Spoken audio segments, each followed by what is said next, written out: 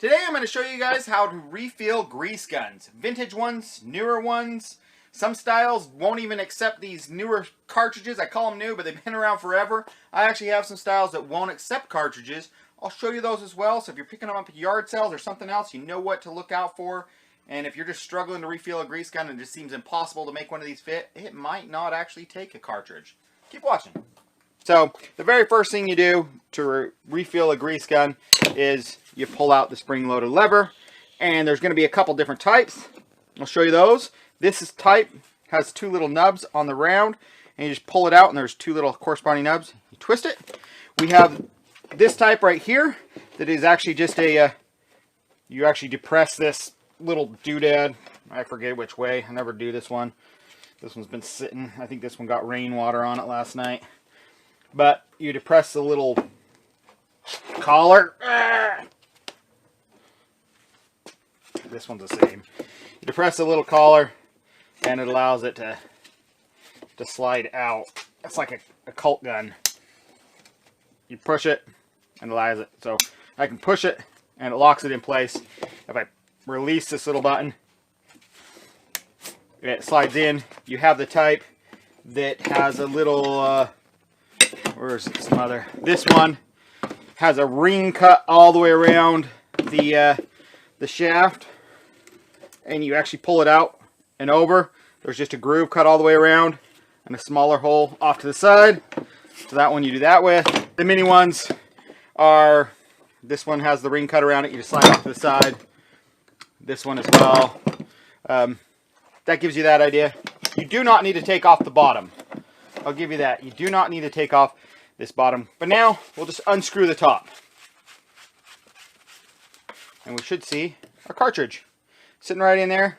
Still some decent grease in it. There's always some decent grease in it. So what we're going to do is, I usually save that grease. I usually put it into a grease, like a little tub that has other Lucas grease in it. But I don't want to contaminate that grease. We'll just pull it out. We have the metal ring on top. We have the cardboard on bottom.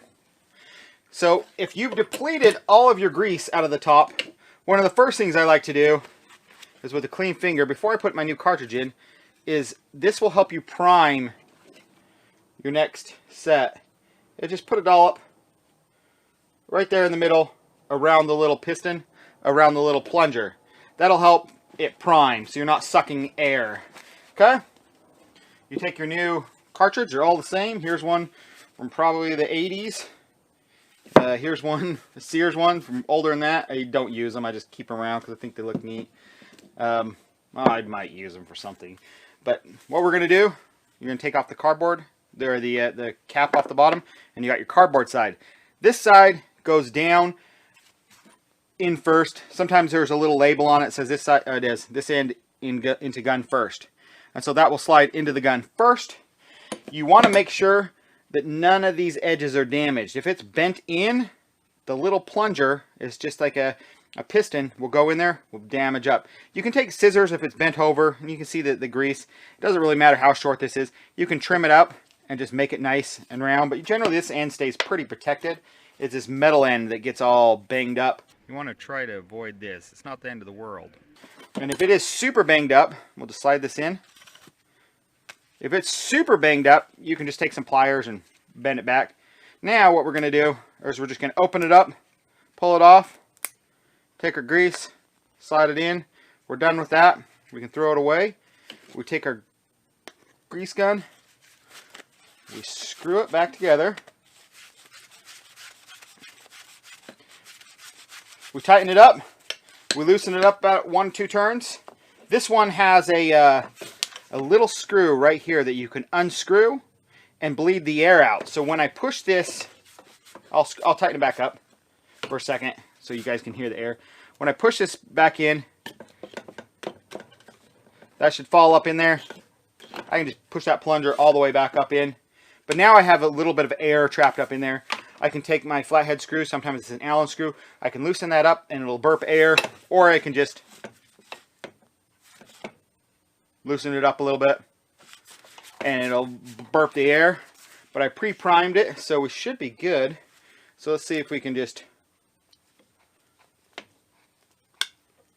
You can hear a little bit of air coming out, but because I packed it first and I have extra grease in there, because I had a little bit more grease in there, it actually pushed it out as I screwed it in. So we're good. We're primed. Everything's good. If it starts pumping air again and you can't get it to prime, either loosen your little bleeder screw valve or actually loosen up your grease gun just a little bit and then tighten it back up and you can bleed the air out. If it still won't, you can pull this out back at any time, relieve the spring pressure, and actually feel, and then take this off and then pack that with grease and you're good.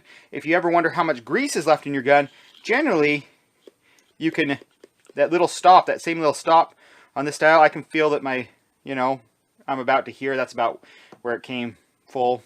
You know, those things don't even come all the way down, and it was up, so it was about right to this mark. So you can tell how much grease is in there as well by pulling this out, and you know how much is left in your gun. So that's this style. Minis, the exact same way. Nothing different about a mini. At any point, if you want to switch over your grease, you can pull that spring back. You can pull it out. I've got my, yeah, it's not going to pop out. Sometimes if it won't pop out, you can actually use the spring pressure to push it. You know, to see what kind of grease. We have some Lucas Marine grease, I believe, in here. Some extra heavy duty Lucas grease in here. I'll push that back down. And now I've put a lot of air in here. So let's see if we can.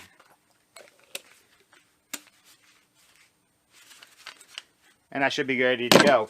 So like I said, not all brands were meant to actually accept cartridges, and this is one of them. This one, is brand name is Lubricator from Minneapolis. And so if we take off, there's actually really no grease in there. If we take off the lid, you'll notice that there's a rolled over edge on this whole thing, and there's no way a cartridge would fit down in there. And even if you pull off the other end, you think, oh, maybe this is just a weird one, it fits in backwards. It doesn't. The piston is the same bore as the inside of here. It will not actually fit inside the cartridge. So this is an old one. I'm not sure when they came out with cartridges, the 1960s, 1950s, maybe even before that. But this one predates cartridges. Cartridges weren't even a thought when this was around. And so you would fill it generally by just taking this entire thing, opening it up, sticking the end in a bucket of grease, and just pull. You can see. And you just pull and you put that down in the grease and you just suck till you get it out there. Get some grease in there. Clean it off. Throw it back together. Bleed it out and you're good to go. We're just kind of hand packing it from a larger bucket of grease. Then they came out with like mid styles, I'm going to call them, where you'll notice there's actually a grease zerk on, where's another one?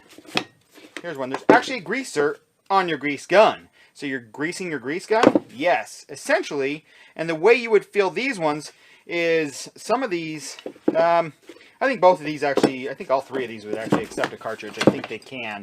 They were kind of middle styles.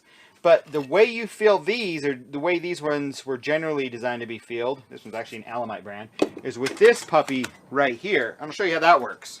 So this is just a, looks like about to be a 4-gallon, 3-gallon bucket of grease. And it's pretty full. I've actually never really looked inside. But you have a little cap up here. And if this looks like a grease gun handle, it is. And you take the little cap off. And in there, there's actually just a, you know, a female grease fitting. So you would take your zerk, you just take your zerk, here's our zerk right here, and we would just plug it onto there and just pump. It doesn't like that one. Where's the longer?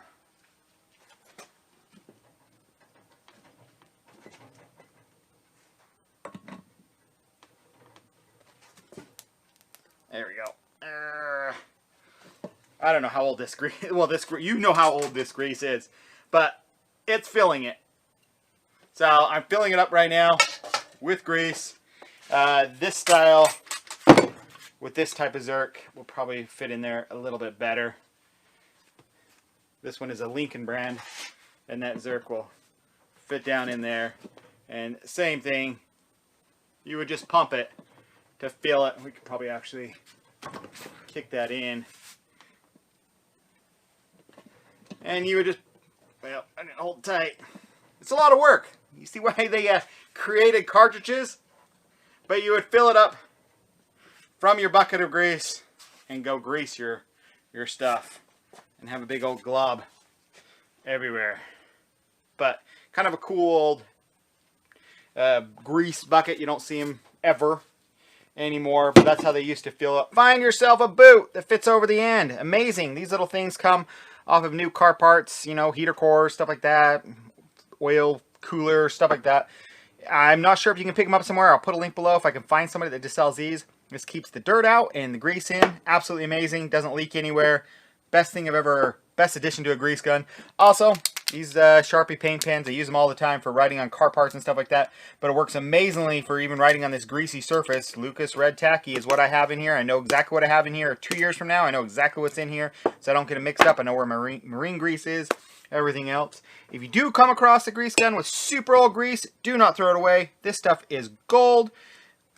It's so tacky, it would never be a good, it would probably still lubricate, but you would never want to use it as a lubricant. What you do with this is stick.